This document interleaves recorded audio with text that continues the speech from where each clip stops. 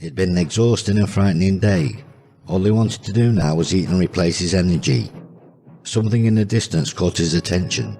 Food, he thought, as he made his way over to a white suspended object and took a large ravenous bite.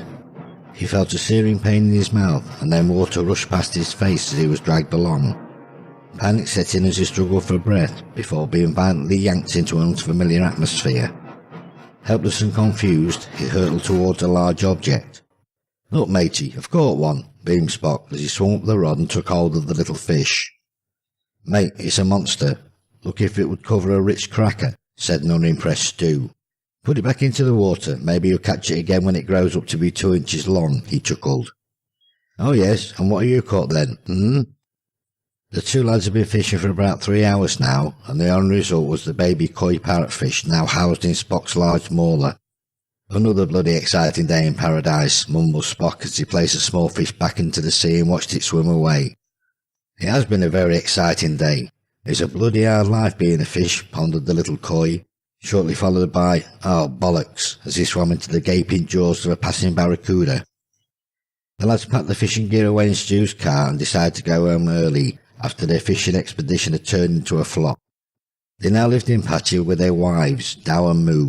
The lads had taken Moo and Dow to England several years earlier, which was fun at first because the girls were gullible, especially when they were told they would see herds of wild bison meandering majestically over sandy plains, and after finding out what a bison was they became very excited.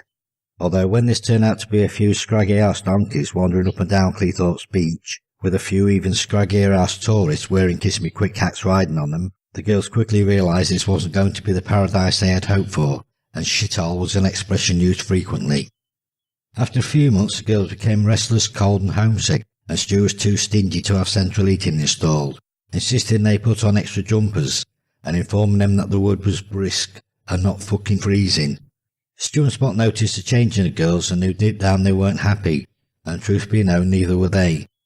Stu decided after long talks with his mum Pearl to sell his business, move to Patsy and try to set up business with the girls.